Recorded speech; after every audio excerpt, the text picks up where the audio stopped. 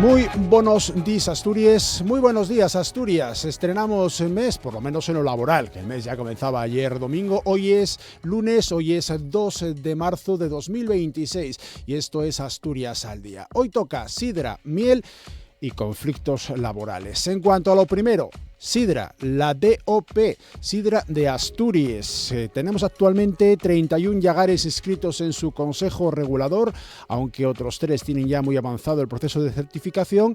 Tenemos 395 cosecheros que en 2025 entregaron 7,6 millones de kilos de manzana, que sirvieron para acorchar 4,9 millones de botellas. El aumento del 7,3% y un récord histórico para la DOP. Hoy hablamos de sidra de Asturias, en la primera parte de este programa. En la segunda, miel, porque tenemos unos 90 operadores entre envasadores y productores acogidos a la IGP, a la Indicación Geográfica Protegida Miel de Asturias, que se creaba en 2022 y que desde el 25 tiene el reconocimiento de la Comisión Europea. Y es que la miel europea tiene un paso más que influye también en Asturias. El proyecto Watson. Se trata de un proyecto que permite de forma muy fácil, con un sensor que se aplica, en este caso, a nuestra miel, conocer las capacidades organolépticas de dicha miel y sus componentes, de tal forma que es un paso fundamental para luchar contra el fraude. Y ahora con el tema de Mercosur, es un asunto especialmente interesante. Vamos a tener con nosotros a Julio Fernández, el presidente del Consejo Regulador de la IGP Miel de Asturias. Y conflictos laborales. Los 41 trabajadores del Centro Portuario de Empleo de Avilés amenazan con radicalizar la huelga que comenzaban el 16 de febrero contra la intención de las empresas consignatarias de acabar con este modelo de contratación en el puerto avilesino. Estarán con nosotros Manuel Pravia, que es el portavoz de la plantilla del CPE, del Centro Portuario de Empleo de Avilés, y Alberto Paniagua, delegado sindical de esa misma institución. Todo ello en este programa que comienza en estos momentos, Asturias al día, con Amor Argüelles en la realización técnica. Asturias al día, con Nacio Varillas.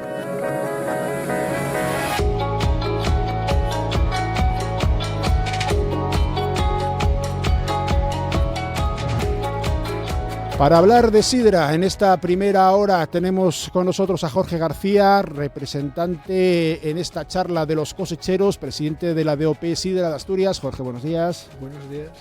A Gustavo Costales, Sidra Frutos, en representación de los llagareros. Gustavo, buenos días. Buenos días. A David Castañón, compañero de Les Fartures. ¿Qué tal, David? Encantado de estar aquí contigo. Pues muy prestoso que vinieras a vernos en representación de los consumidores de sidra DOP. Teníamos previsto tener también a Loreto García, de la sidrería El Chaflán, de aquí de Sisión, en este caso en representación de la otra pata de este banco, que son los chigreros. Bueno, por el momento no es posible contar con ella, a ver si somos capaces a que llegue antes de que finalice esta tertulia. La DOP se crea en 2002, las primeras botellas empiezan a etiquetarse al año siguiente, en 2003, no sin la polémica asturiana, ya de por sí cualquier cosa que hacemos siempre tiene polémica, como prácticamente todo lo que hacemos en nuestra comunidad autónoma. Os pido a los tres una primera toma de contacto, luego vamos a tener tiempo de sobra para hablar de ello, pero ¿cómo está la DOP actualmente? ¿Qué supuso su creación? ¿Y qué consideráis que aporta a la sociedad? Lo que he dicho, después tenemos tiempo para hablar pormenorizadamente, pero una primera toma de contacto. Venga, Jorge, Presi. Bueno, pues 23 años de DOP. ¿Qué aportó cuando cambió totalmente la situación y la coyuntura? Hace 23 años no pasó nada. Yo actualmente, por lo menos, la veo imprescindible y necesaria. Para que podamos para poner sidras de calidad en el mercado, auténticamente 100% asturianas, y sobre todo, a lo mejor desde la postura de los productores, estoy seguro que sin el paraguas de la DOP, el cultivo del manzano en Asturias, creo que ya hubiera desaparecido. Y así actualmente nos encontramos también en una situación de cultivo de manzano y sidra muy delicada, y la DOP tiene que abrazar a los productores de manzano y darle continuidad para que siga existiendo el cultivo en Asturias. ¿Y qué aportó la DOP? Yo sé que actualmente lo que aporta, yo lo que veo, es calidad, calidad y calidad en el mercado, de un producto 100% asturiano.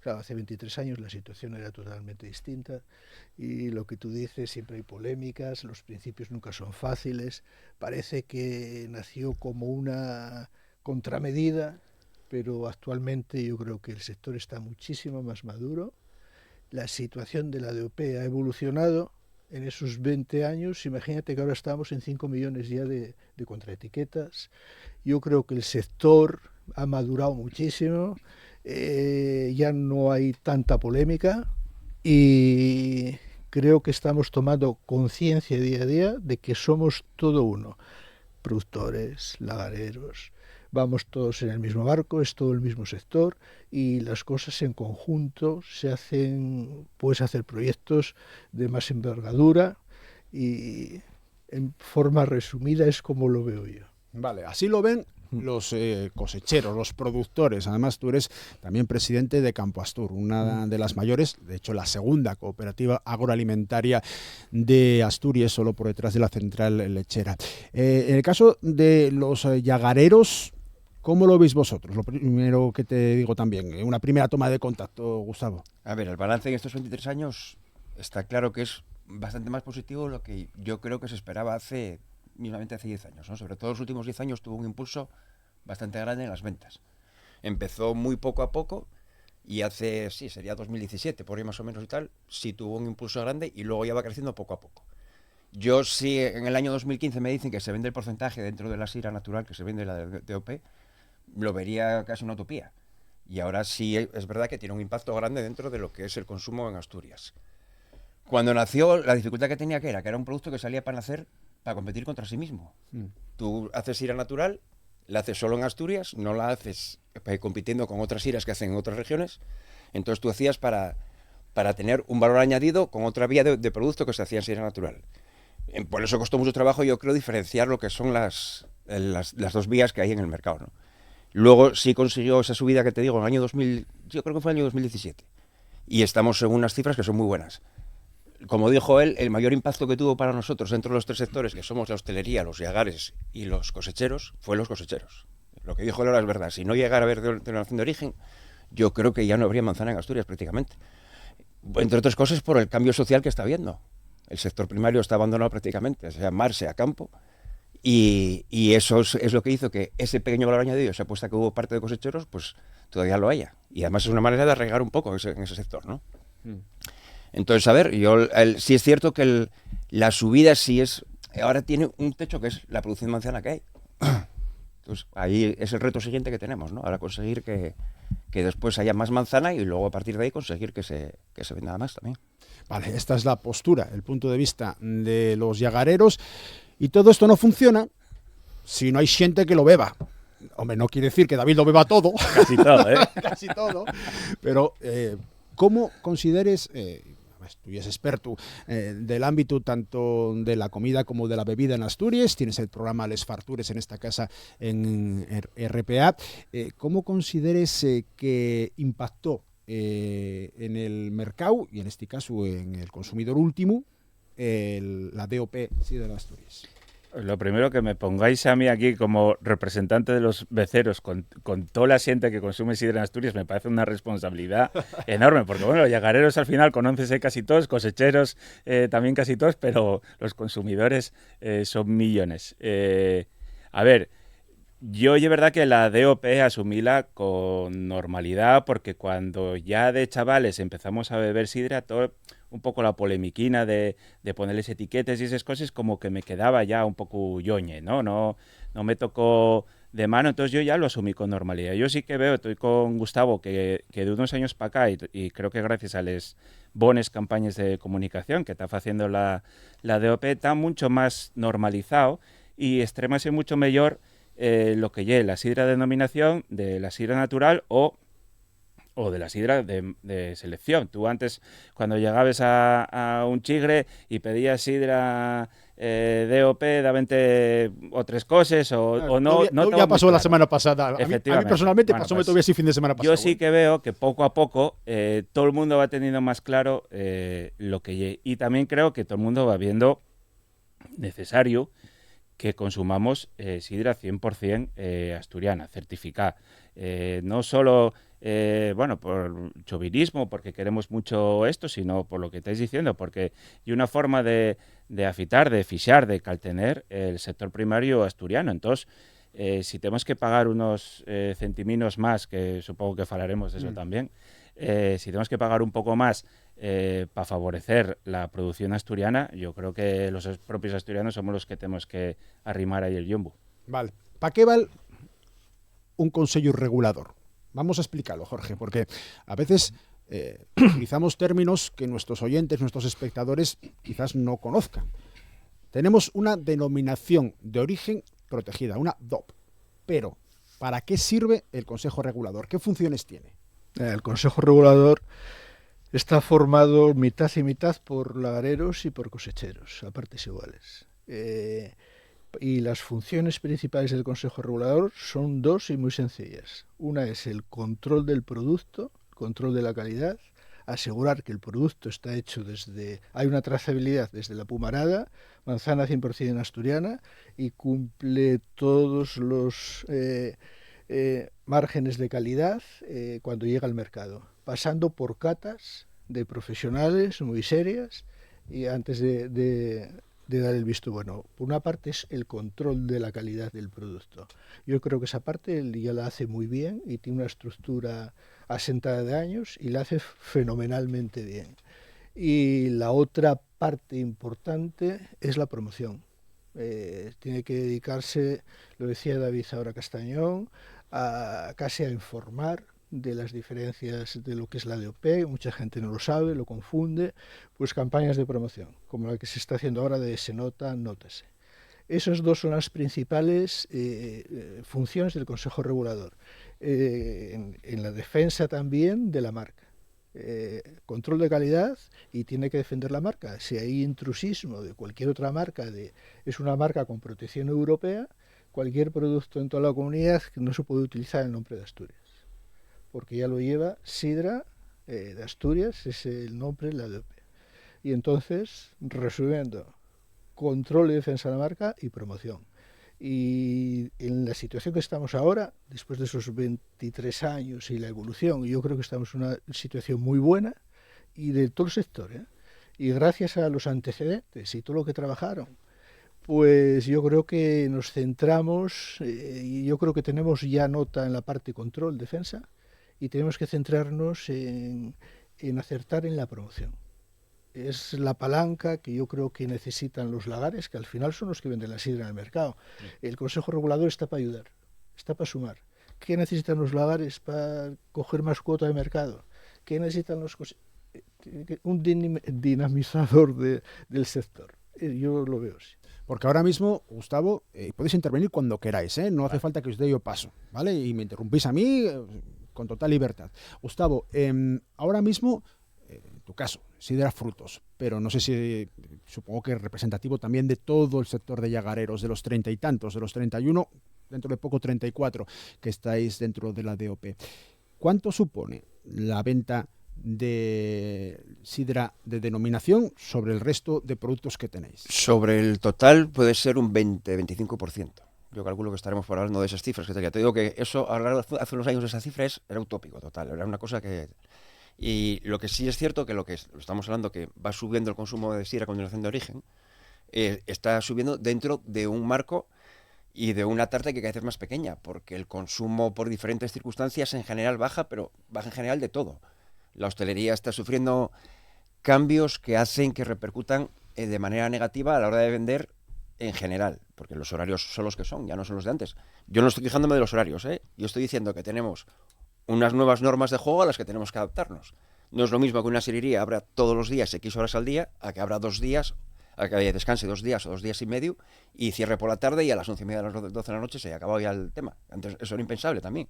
los años 2000, estábamos a la 1 de la mañana bebiendo sidra en las sidrerías todavía, ¿no? Luego también hay otra cosa que es mano de obra es difícil de conseguir en la hostelería. Entonces, conseguir escanciadores. Entonces, eso hace que tú tengas unas circunstancias en el juego del mercado que son más negativas, y dentro de eso de la denominación de origen consigue subir, o sea, dentro de la cuota de mercado que hay. Entonces, por eso te digo que el impacto de la denominación de origen dentro de nuestro sector es más importante todavía de lo que parece. Claro, me llama la atención cuando decías tú hace unos minutinos, que competíais contra vosotros mismos. Sí, claro. Porque claro, tenéis dentro de los Yagares al menos 3 tipos de sidra, ¿no? La sidra natural, vamos a decir, entre comillas, normal, la sidra DOP, y luego esta sidra de nueva expresión, sidra filtrada, podemos llamarlo... Sí, pero el impacto eso es menor, ¿eh? El mayor siempre es entre la sidra descanciada. Lo que no se escancia, también sería muy interesante conseguir ahí abrir un poco más de mercado y tal. Lo que pasa que es verdad que es difícil, porque ahí hay que hacer un hábito de consumo que no hay. Claro. Nosotros tenemos un hábito de consumo en lo que es la sidra descanciada. Entonces ahí... Pero ¿qué es lo que me preguntabas del...? Sí, no, respecto a la competencia con... Sí, nosotros competimos con nosotros mismos, lo que te digo. Nosotros la dificultad que teníamos era que tienes que diferenciarte dentro de ti mismo. Tú tienes dentro de la región, nosotros mismos, aunque sea que diferentes marcas, pero abrir un mercado... antes había una línea sola de consumo en la sidra descanciada, y ahora hay 2 o 3, ¿no? Por eso la inmensa mayoría de los Yagares optáis por cambiar directamente el nombre y que se sepa que la sidra... al principio eran... Bueno, eso ya era obligatorio al principio. Era al principio obligatorio. Yo, cuando se dejó ya mantener el nombre, que ya era un error mayúsculo. O sea, ahora ya es verdad que ya cambió, pero tú imagínate Frutos peleando con otra marca creada por Frutos. Entonces, yo en mi caso sí mantuve G. Costales, pero bueno, era una cuestión porque también era identificativa de la familia. Frutos era mi bisabuelo, que era fructuoso, y luego mi padre, mi abuelo y yo somos Gustavo Costales. Entonces, por eso yo mantuve el tema, porque bueno, identifica bien lo que es el Yagar y tampoco... Pero sí. Un comentario, sí. Decía Gustavo, y con todo criterio, pero tenemos 2 productos en la denominación de origen. Sidra natural, que representa pues casi el 96-97% de todo. El mercado es interior, es asturiano principalmente, pero está el otro producto, es la sidra natural, espumosa o brut, como la quieras llamar, que solo la elaboran ahora 7 lagares, pero bueno, esa tiene un potencial, tiene otro mercado distinto y tiene un potencial y un producto exquisito. Pero bueno, ahora mismo... y yo entiendo la dificultad de vender todo, las campañas que da el Consejo Regulador, si es para echarles una mano a los lagares, que conquisten mercados. Y yo veo que si apuestan por la sidra DOP, bueno, pues deberían de tener algo más de valor añadido en ese producto, que les salga rentable. Y entonces por ahí para seguir un crecimiento sostenido. Y ese valor añadido sería pagando más la botella, ¿por dónde iría? Porque al final el valor añadido siempre son perres. Siempre el valor añadido ya se paga más la botella, sí, hombre, 50 céntimos, 60, que es lo mismo, casi el precio, eso no hay una distinción muy grande, pero eso, bueno, permite un poco más de margen, creo, y por eso pueden apostar, que lo confirme él, pueden apostar por la sidra con denominación de origen.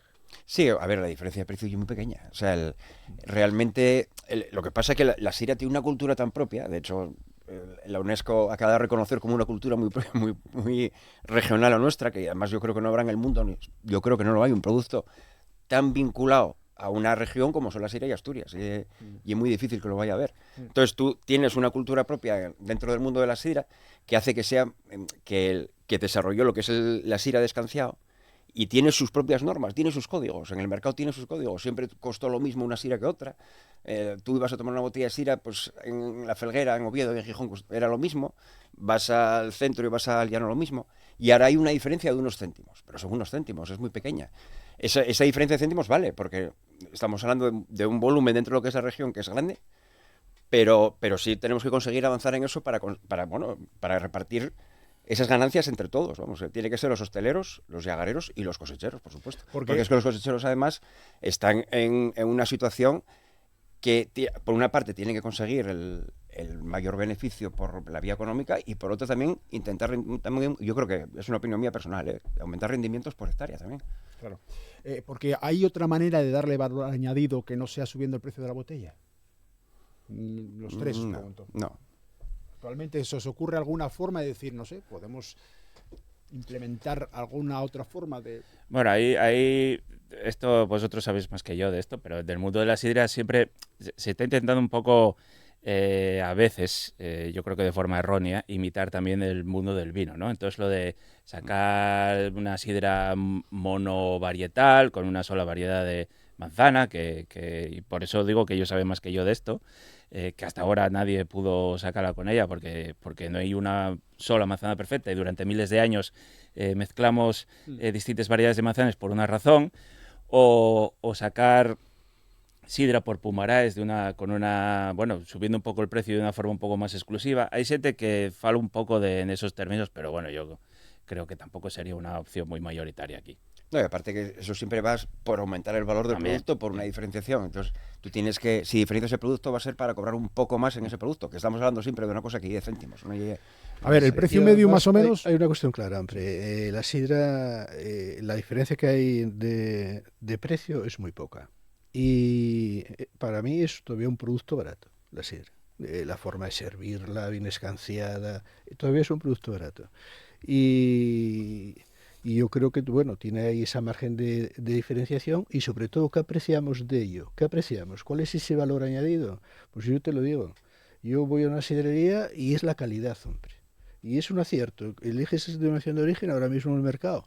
Pues las marcas de denominación de origen, yo personalmente, también soy el presidente, pero como consumidor creo que marcan una referencia. Bueno, yo creo que ahora mismo entre los consumidores ya empezamos a tener, muy claro, por lo menos los que estamos un poquitín más cercanos al tema, ¿no? Esa diferencia que puede haber entre uno y otro, y ya vamos a la barra y decimos, oye, ponme DOP. Ya lo pides de forma directa. Porque, y faltanos aquí ahora Loreto en representación de los chigreros, porque estaría muy bien que nos diera ella su versión también.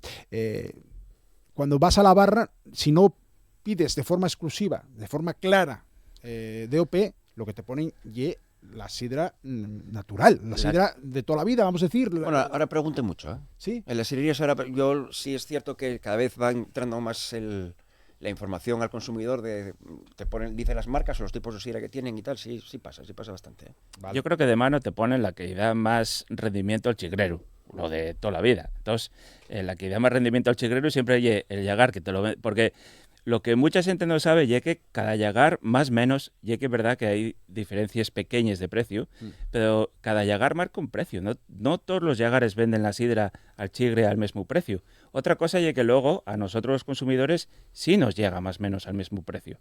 Entonces, al final, el chigrero va a venderte la que dé mayor rendimiento. Y hay llagares pues que te pagan les valses, otros les teles, otros que te piden exclusividad, nada más. Pasa un poco también como las cervezas. Sí. Esto y el mercado, ¿no? Y eso está pasando también en el mundo de la sidra. Y bueno, pero lo nuestro pasa menos que la cerveza, eso. Estás dando sí, pasa menos porque menos perros, somos más pequeñinos. Somos más pequeñinos.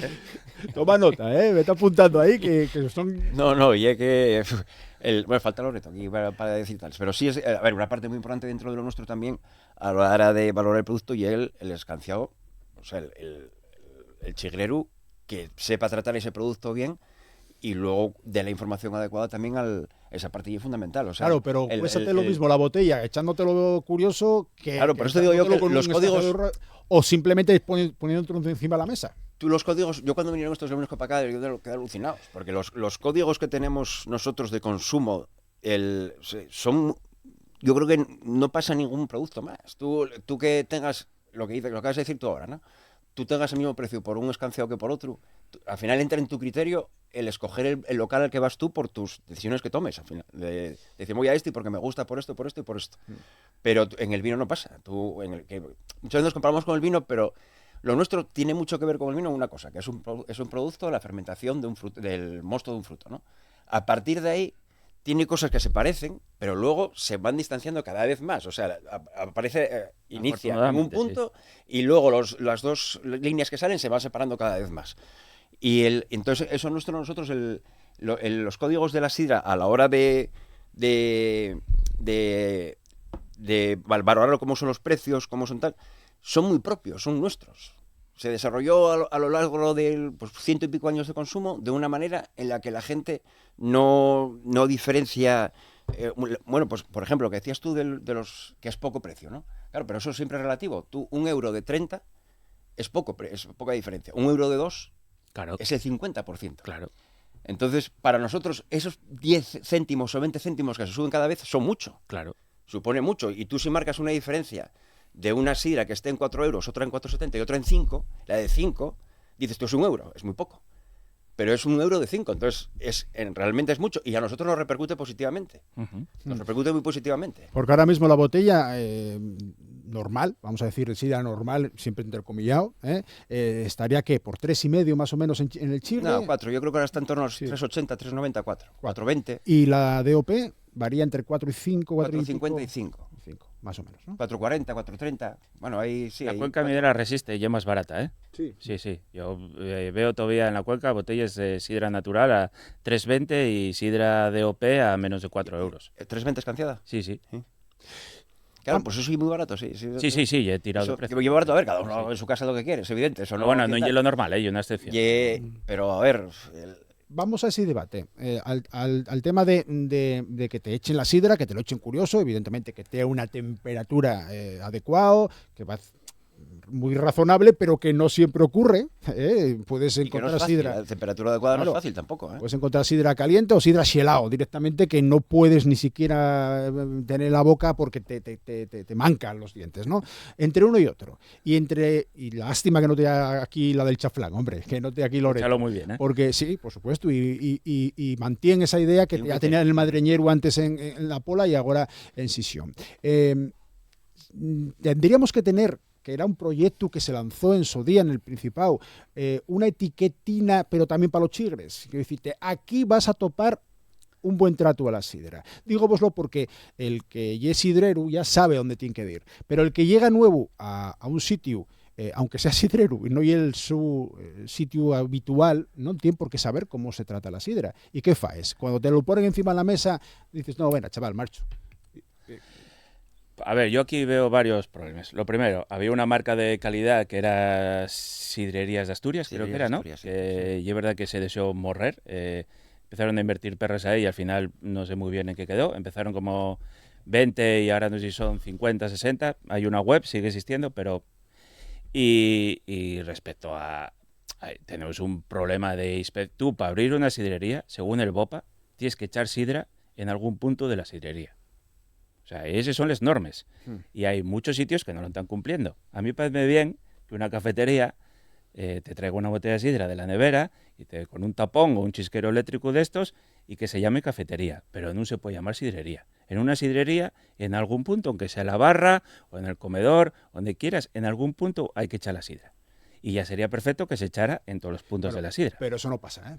Claro. Pero eso es un problema legal, que hay que empezar a cuidarlo. Si Tendría queremos que- que al tener la imagen y queremos que al tener, pues que la sidra sea patrimonio de la humanidad, porque no oye solo por la forma de elaborarlo, oye también por la forma de consumirlo. Tendría que meterse también la DOP en eso, tendría que ser, igual, quizás, no sé, más, presionar más. Bueno, no creo que sea papel de la DOP, ¿eh? Pero bueno, a mi opinión yo la tengo muy clara. A lo mejor como consumidor, aquel establecimiento hostelero que lleve la palabra sidrería, yo no puedo entender que no te escancien la sidra como Dios manda, además como Dios manda, porque se llama sidrería. Y después tampoco hay que ser aquí una dicotomía blanco y negro. Hay muchos otros tipos de establecimiento, o ese mismo, en otra parte del local, y donde puedes estar muy a gusto y no te lo tienen por qué escanciar.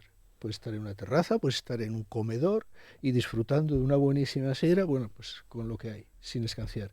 Pero lo que es en una sidrería, que se llame sidrería, vamos, que te tienen que escanciar la sidra, y tampoco me cuesta muchísimo entender, ¿eh? Me cuesta muchísimo entender que vayas a una sidrería que se llame sidrería y no tengas para elegir 3 tipos de sidra o 4. DOP, no DOP, lo que quieras. Pero el consumidor tiene que... suma, es que suma. Tú tienes unos gustos y el otro tiene otros. Y yo no entiendo todavía que hay establecimientos, bueno, que no escancien la sidra en sidrerías, pero que no tengan sidra DOP. Pero si es que suma. Ahí va a ir un extractos que lo va a demandar. ¿Cómo no lo tienes? Me cuesta muchísimo entenderlo. Y que vengan nuestros turistas y que nos prueben, es como si vienen aquí a probar un queso Cabrales falso, no sé. no lo entiendo muy mal. Yo cuando voy a otro lugar quiero probar los productos de aquella tierra y aquí en Asturias somos un poco especiales para eso. Pero bueno, creo que estamos evolucionando positivamente, ¿eh? Y por ahí la formación y la educación de todos, ya sabemos cada vez más la trascendencia que tiene cuando nos tomamos una botella de sidra de Asturias, ¿eh? ¿Cómo funciona eso, Gustavo? Porque vosotros sois llagareros, cuando vais a un chigre y ofrecéis los productos que tengáis, entiendo que no es un acuerdo de hoy para mañana, sino que se mantiene en el tiempo, como bien decía también antes David, incluye muchísimas otras cosas, bueno, como cualquier suministrador, ¿no? ¿Cómo actuáis habitualmente? No, a ver, tú cuando vas a las sirerías, hay diferentes tipos de sirerías que trabajan la sidra de una manera. Hablando del tema de la sirería, yo creo que más que poner una placa afuera, se trata de que se ponga un criterio muy básico, muy fundamental, que ya le he escanciado para poner el letrero de sirería y ya está. O sea, sirería fulanito, y tú pones un criterio definido de escanciado, que es lo que hace diferente a nuestro producto de todo, que es el escanciado y ya está. No, yo creo que es muy sencillo eso, no requiere complicarse mucho más la vida tampoco. Tú cuando vas a las sirerías, tienes sirerías que compran a ti solo, tienes sirerías que compran a 2 o 3 marcas seguras y otras que rotan palos. Entonces tú cuando tienes sirerías que roten palos, pues vas allí, dejas unas botellas de prueba, van al llegar a probarte la sidra, dicen quiero de este y quiero del otro y tal. De eso todavía existe y existen bastantes, no es que existan pocas. Entonces tú ahí tienes diferentes maneras de enfrentarte a lo que hay el mercado a la hora de vender sidra. El mercado tienes que conocerlo fundamentalmente saliendo tú. Tú, igual que bebemos sidra, también los llagareros, bebemoslo mucho también en las sirerías, te digo, aparte en el llagar y tal. Entonces, ¿por qué? Porque tienes que salir mucho para conocer el mercado. Luego, la sirería también tiene que diferenciarse de una manera, lo que decís de la temperatura de la sidra, por ejemplo, una temperatura adecuada de la sidra depende de la sidra. 2 grados de temperatura marca mucha diferencia para una sidra que te pide, por ejemplo, 13 grados, a otra que te pide 12, otra que te pide 14. Vale. Son 2 grados, pero son 2 grados que tú si quieres retener un poco de carbónico, pues la tienes que poner a 12. Si quieres que exprese un poco más porque no tiene mucho carbónico, 14. Entonces, eso hay que tener criterio para hacerlo también, ese trabajo. Esa sirería es, al final, ¿qué pasa? Que lo selecciona el cliente. El cliente sabe que ahí, pues bueno, trata bien la sidra, escancia bien la sidra, pone buena temperatura, tiene un interés por conocer el producto que lleve y tal. Entonces, tú como bebedor de sidra, que pasa lo mismo que nosotros. O sea, el que bebe sidra sale a las sirerías y bebe sidra y coge una experiencia. Esa experiencia es la que hace que claro, le hace seleccionar. Pero sí el bebedor más o menos habitual, y el bebedor, vamos a decir, de casa. Pero el que viene de fuera, que comentabas tú antes, Jorge, vale, que cada vez hay más turista que quiere un producto que lleve único en el mundo. Y que no sabe a qué se va a enfrentar. ¿Qué más? Si llega de aquí en Nuevo Asturias y ponen la botella con el corcho recortado para que lo eche él, dirá, bueno, pues esto ya es lo normal. Mira, yo ahí sí que creo que uno de los pates del banco que va a salvar el escanciado y el turismo, porque el turista que viene lo que quiere es que la echen. Tú si vas a las calles más turísticas de Asturias, donde hay sidrerías, entonces echen sidra. Y es más, está perdiéndose un poco más en la sidrería de barrio por, bueno, lo que falaba antes Gustavo, ¿no? Recorte de personal o no hay personal especializado, o a veces también por raterío del chigrero, que también pasa, ¿eh? Pero tú vas a Gascona o las principales calles de si son turistas y normalmente echan sidra. Pónentela como un témpano, eso ya es verdad. Y el turista sigue pensando que la sidra hay que beberla de trago como si fuera un chupito tequila, que eso también es otro problema de comunicación nuestro, que tenemos que decirles cómo hay que beberlo para que la valoren, porque no lleve una cosa por la yitursia de chalo que te lo ofrezcan y tal. No, oye, que tienen que gustallos, porque yo creo que cualquier persona normal que le ofrezcas con un buen producto y bien echado, la sidra gusta. O sea, no hay a un público muy mayoritario y va a gustar. Entonces también hay que enseñar a la gente que a veces somos los propios asturianos más fatos. Mira, que pone la sidra como está tomándola como si fuera un cacharro. Bueno, pues también es responsabilidad nuestra explicáoslo, claro. Ahí no has aprendido. Y un producto tan peculiar que tú, es verdad que una persona de fuera, yo alguna vez que hice visitas allí en el Llagar, yo al final cogí una botella de sidra y yo decía a ellos allí, bueno, ahora voy a enseñaros cómo enfrentaros a una botella de sidra en una sirería. Entonces, lo primero que hacía era no escanciar y luego escanciar para que viesen la diferencia. Y les decía que bebiesen saboreando los pequeños sorbos que el vaso permitía meter las narices allá. Nos gusta meter las narices en casa del vecino, pues aquí puedes meter las narices bien dentro del vaso para olerlo, huéleslo, visualices y bebes poco a poco. Si ves que los culetes resulten grandes para como los vemos aquí, pídelo un poco más pequeño, pero bebe en pequeños sorbos y saboreando. Tú detente a beber el culete y saboreando. Lo que pasa es que, a ver, nosotros también tenemos que ser conscientes de la realidad. Y es muy difícil que una persona que no vio una botella Syrah en su vida vaya a saber coger un vaso y saber beberlo, ¿no? Y es muy difícil porque tiene un ritual que y. Entonces, esa persona... Lo que sí pasa con respecto a hace unos años, y es que ahora, efectivamente, ahora... También te digo que no es tan complicado. Yo lo primero que observar hago cuando llego a un sitio y nuevo, y ponerme en una esquinina Observar. y ver un poco a los beceros y los parroquianos lo que faen. Y imitarlos. Tampoco es tan complicado, que hay algunos del centro de la meseta que parece que ellos cuesta mucho, ¿eh? Sí, pero bueno, sí es verdad que ellos ponen mucha voluntad porque gusta a ellos gusta a ellos lo que ven. Y luego, con respecto a hace unos años, pasa otra cosa, que el producto gusta a ellos porque la Syrah es un producto ácido que muchas veces choca, ¿no?, con lo que estamos acostumbrados a beber habitualmente lo que hay de oferta para el consumidor. Pero hace unos años era un producto que era más difícil hasta que llegó la revolución industrial a los Yagares, ¿no?, que fue en los 80 y los 90, y a través de los grupos de frío, la maquinaria que tenemos y tal, pues consigues una calidad más igualada. Tú tienes es muy difícil que ahora veas una Syrah muerta en el mercado, eso antes pasaba habitualmente en verano. Entonces la gente bien, y no, bueno, pues le gusta, es refrescante, está bien y tal. Y a partir de ahí, bueno, pues ellos que tienen que ver, fijarse y ver lo que tú decías, ¿no? Pues preguntes, o el que está al lado muchas veces dice, yo también, bébelo de una vez, tienes que beberlo poco a poco, tienes que tal. Entonces infórmelo. Y de esa manera les va gustando más. Bueno, la primera vez que lo beben es muy difícil y es inevitable que tú veas una persona con un vaso en la mano alguna vez que piense que como el vino. Eso es inevitable. Esa persona dentro de una semana pues ya lo beberá como tiene que beberlo. Claro. Bueno, vamos a abrir otro aspecto más de la conversación, si vos parece bien. Decía yo al principio que hay 3 Yagares, Jorge, que están a punto de entrar en la DOP. Igualaríamos así el máximo histórico, 34, que se alcanzó en 2021. Hay de todas formas 106 Yagares inscritos en Asturias como empresa, de los que alrededor de 90 están activos. Es decir, actualmente solo algo más de un tercio forman parte de la denominación. ¿Esos datos de cuándo son? De ayer. Yo, según mis cuentas, si era que hacemos, los Yagares que hacemos ir a todos los años somos 42, 43. Que Sí, lo que estéis pasa es que igual estás actuando, contando, sí, igual estás contando Sí, sí. lagares muy pequeños, muy... que estén inscritos, según datos del gobierno del Principado de ayer por la noche, que estuve preparando la entrevista, ayer domingo, chavales. Miráis lo que vos quiero. Funcionarios trabajando de domingo. ¿Daste cuenta? Hay 106 exactamente y 91 están activos. Y lo que dice Jorge, igual son productores muy chiquitinos que tienen la licencia para hacerlo y que igual no ponen en el mercado prácticamente nada. Bueno, luego ya hay miles que son los Yagares caseros. Eso fue otra cosa que tuvo un impulso, que es un espectáculo, la Syrah casera.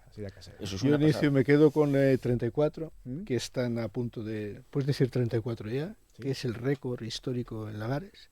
Y además los principales lagares, quitando excepción, están todos ahí. Y además aumentando año tras año la producción de Sierra Asturias. Eso, la línea es ascendente, es la real, la que hay ahora mismo. De esos 100 y pico, 90, seguro que hay lagares muy pequeños, con actividad muy limitada y que no están en el mercado normalmente. Vale. Está bien el matiz, porque al fin y al cabo para eso estamos aquí, para que maticemos lo que afirmamos.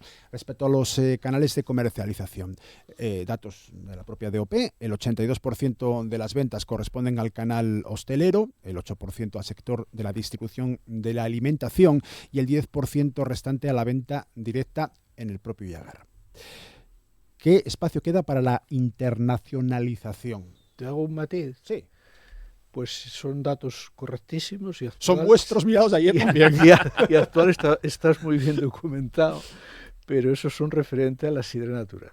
Ah, vale. Desconfiar. No La DOP tiene el otro producto que yo antes hice mención de él, que es la sidra natural espumosa o brut, que es minoritaria porque es un 3% todavía. Ahí se invierte totalmente los canales, ¿no? Es el exterior, no es la hostelería, es totalmente el inverso. Y bueno, es un producto, aquí hablamos sobre todo de sidra natural en esta tertulia, pero para mí es un producto, ahora mismo lo están haciendo 7 lagares, hay 9 marcas en el mercado. Y es un producto para descubrir y es un producto con muchísima proyección, desde mi punto de vista.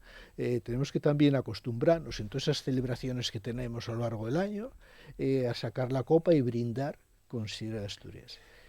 tiene varias ventajas, que también lo tiene la sidra natural, ¿eh? Es que tiene poco alcohol, que hoy en día es una ventaja tremenda. Tiene la mitad de alcohol que un cava, bendito sea. Pues mira, puedes beber casi el doble. La celiaquía puede tomar tiene sidra, muchas claro. cualidades, igual que la sidra. Cuando tiene la aceptación en la hostelería, los que vienen de afuera, una botella de sidra da para mucho, y además no tiene mucho alcohol. La aceptas también por eso, ¿eh? Oye, antes de que se me olvide, que lo tenía apuntado y cambié yo de palo, y nunca mejor dicho, hablando de sidra, el tema de brindar con un culete de sidra natural, DOP o no. Que se está poniendo de moda entre los nuestros políticos. O sea, el tema de decir, coño, si estamos vendiendo sidra, echado bien, que espalme la sidra, que se beba cuando se tienen el puntín de bebida y estamos esperando a que una docena de ellos estén con el culete en la mano para brindar, ¿no os parece un poco extraño, David? Bueno, a ver, sobre eso podríamos también hablar mucho.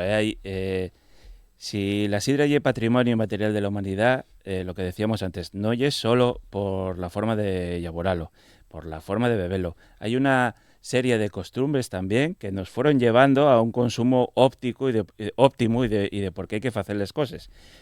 Las repugnancias que decimos los consumidores al resto de las personas cuando lo hacen mal, para que mejoren y para que mejore la sociedad en general. Una sociedad con un buen consumo de sidra, yo creo que una sociedad mejor en general. Y eso requiere también decirles cosas con el vocabulario que tienen, que eso es algo que nos tenemos los propios asturianos que decir. No, las palabras no son gratuitas, y si tenemos un vocabulario propio en el mundo de la sidra y un vocabulario propio en asturiano. Y hay que empezar a decirles cosas, porque cuando viene alguien de fuera y no sabe lo que lo suele preguntar, que yo creo que es parte del atractivo, para que tú cuando vuelvas para casa, vuelvas con ello aprendido y con una experiencia propia. Y esas cosas yo creo que son las que nos diferencian, y nosotros tenemos que empezar también a creérnoslo para poder venderlo mejor. Lo de brindar con la sidra, no ye por no brindar, puedes brindar con una copa de sidra brut, pero ye porque lo que decía antes Gustavo, pierdes el carbónico y la sidra acaba muriendo. Y oye, pues tómalo para la gracia, para ver cómo lle, o para la semilla de los políticos, pero no ye el consumo óptimo de sidra. Bueno, brindas después de beberlo, ya está. Ponemos todo el vaso. Claro. Bueno, lo acabas de decir tú, es la semilla, es la imagen. Sí. Ellos esperan para la imagen, y es una imagen de apoyo al sector. Bueno, pero no solo políticos. Hasta va 4 días, en cualquier acto oficial, había lo que llaman el vino español, que no era ni vino asturiano. Ese es un tema que claro. de imagen impacta. O sea, efectivamente. Pon a alguien ahí echando un culete de sidra, que si yo lo visual, yo es un símbolo que no hace falta ni entenderse en el mismo idioma. O sea, tú cuando ves a alguien echar un brazo arriba, todo el mundo ya está identificando Asturias. Y eso es algo que la marca más gratuita que tenemos de promoción exterior ahora mismo. Sí, por la razón que sea, aquí desarrollóse un producto con una cultura propia que es única. Es que y lo que dices tú, es muy identificativa. Asturias tiene muchas cosas que son identificativas, pero ya que lo de la sidra usar cata de sidra, decir culines, o sea, hay un montón de cosas que tú ves que dices, ir de sidras, esta gente que dice ir de sidras, vamos mal, Pere. Sí, ¿no? Hablar de bodegas en vez de llamares. Eso ya. Claro. Sí. De caldos. Sí.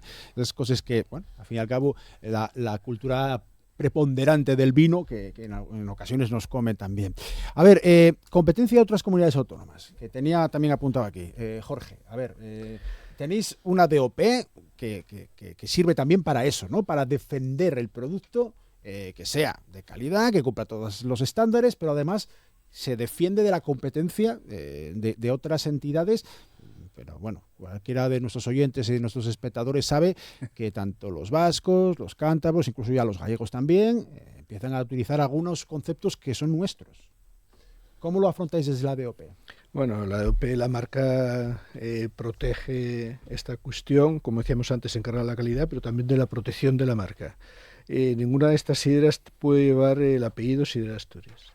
Y cumpliendo eso, yo no veo ningún más problema. Son productos distintos, la cultura vasca es distinta, tiene su cabida, y yo no veo mayor problema. No veo crear una competencia, esta o lo otro, que no nos invadan. No lo veo. Yo creo que hay espacio para todos. Aquí en Asturias tampoco veo ningún posible éxito de otras sidras vascas, gallegas o cántabras, siempre respetando la identidad del producto, ¿eh? Y que quede muy claro lo que sí de Asturias, y yo entonces no veo ese problema invasor, no lo veo.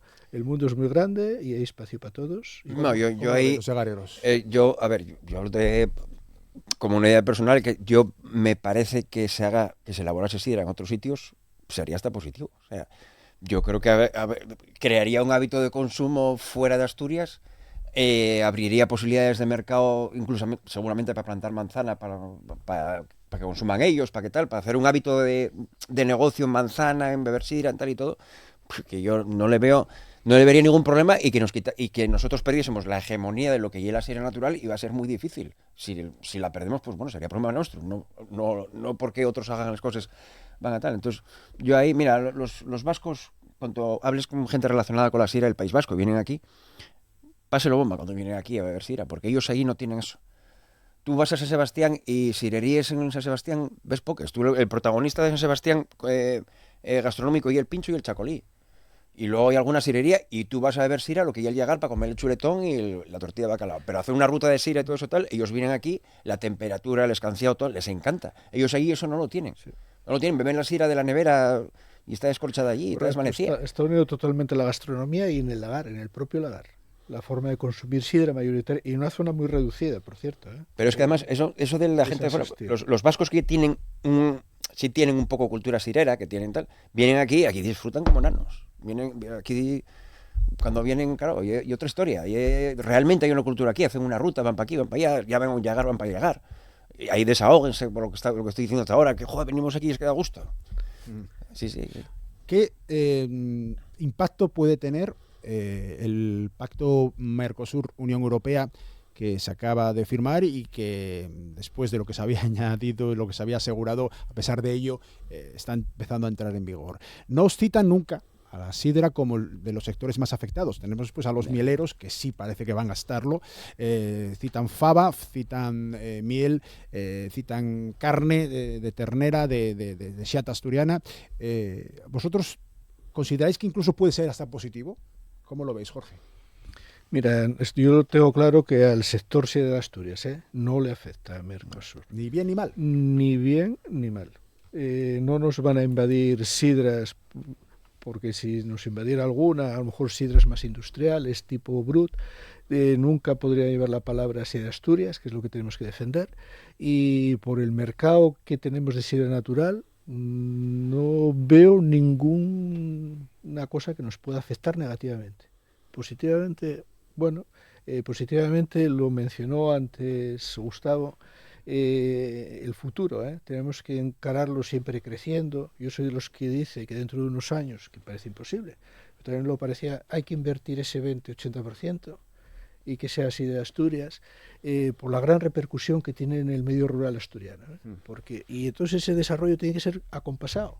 Tienen que ir desarrollándose la manzana y los elaboradores de sidra, acompasado, pero se puede hacer, Y no hablemos nada de manzana, que es el origen de todo, y en el Consejo Regulador ahora mismo tenemos el ojo avizor puesto en los productores, para animarlos a plantar y para que tengamos esa materia prima pues cuando lo necesiten los lagares, ahora y dentro de 5 años y de 10. Vale, era otro de los temas que también lo tenía apuntado, y es cierto que lo he saltado yo, ha sido culpa mía, porque pretendía empezar por los productores para acabar con los llagareros y luego hablar del mercado, pero bueno, ha ido la conversación así, con lo cual, perfecto.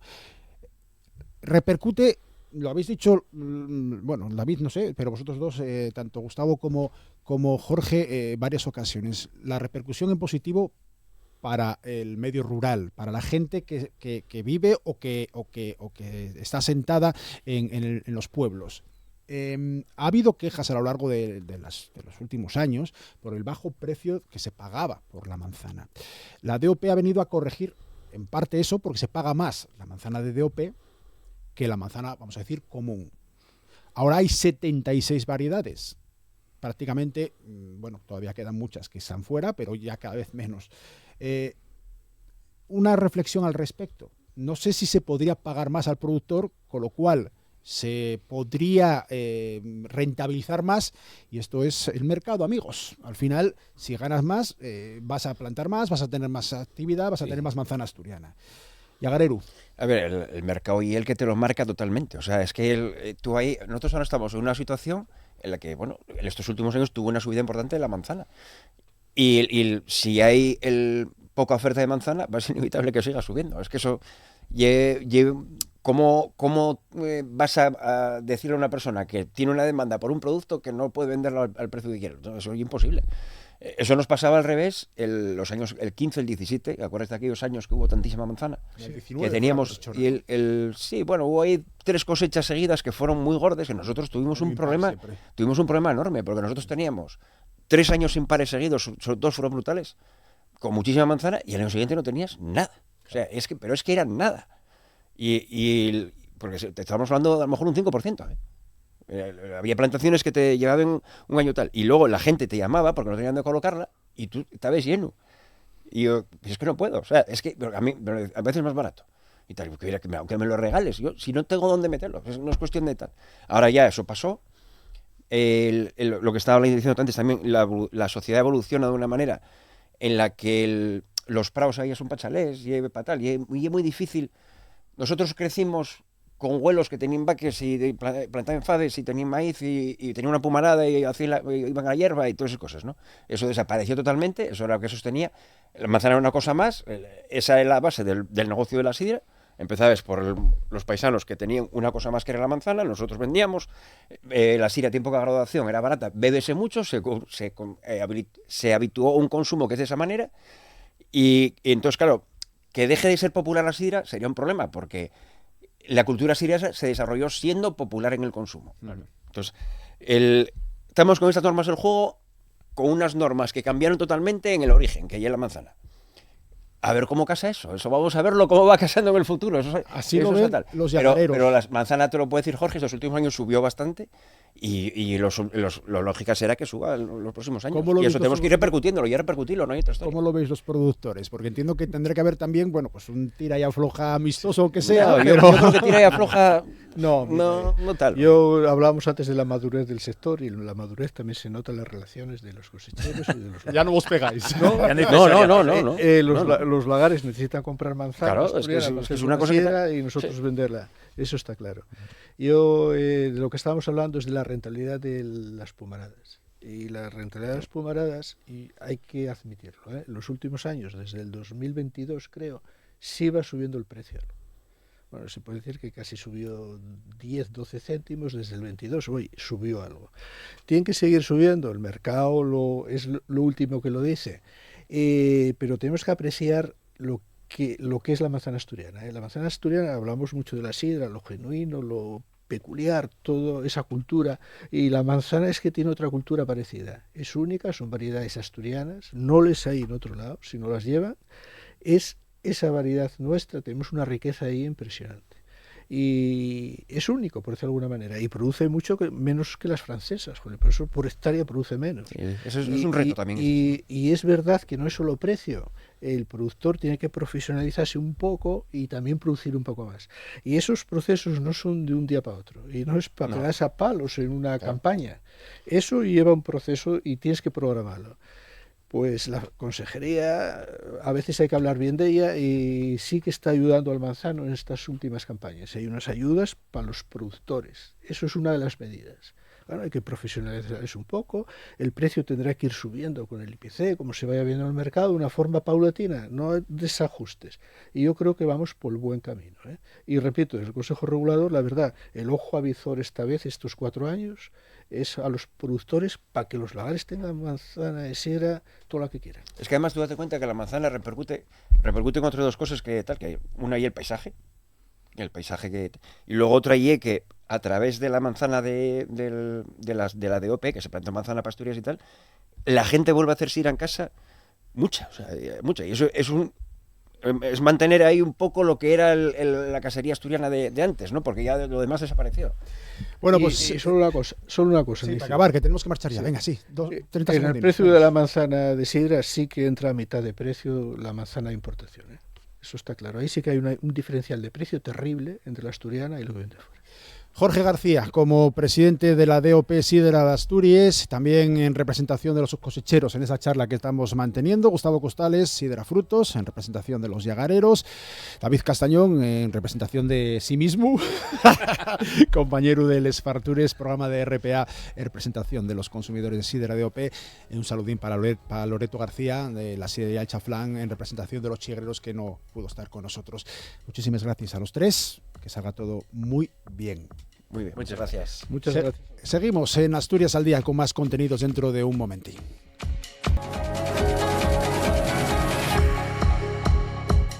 La segunda parte de la Asturias al Día, correspondiente a este primer lunes del mes de marzo, a este día 2, nos lleva a hablarles de miel y concretamente de la indicación geográfica protegida de la IGP, Miel de Asturias. Actualmente tenemos alrededor de 90 operadores entre envasadores y productores que están acogidos a esta entidad, a la indicación geográfica protegida Miel de Asturias. Se creaba en 2022, en 2025 recibía el reconocimiento de la Comisión Europea.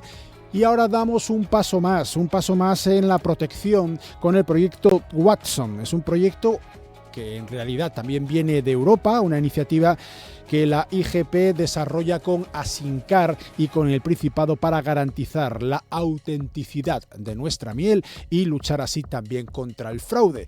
Julio Fernández es el presidente del Consejo Regulador de la IGP Miel de Asturias. Julio, buenos días. Hola, muy buenos días. Muchísimas gracias por hacer el esfuerzo de venir, porque vives en Boal, sí, tienes la producción y el envase en Boal, y venir hasta aquí entiendo que es un esfuerzo, con lo cual gracias. Yo soy natural de Boal, allí tengo mi vivienda, mi negocio y bueno, muy orgulloso de seguir viviendo en la zona rural, pero dispuesto a desplazarme y a colaborar con vosotros en cualquier momento. Pues lo dicho, reconocimiento por el esfuerzo.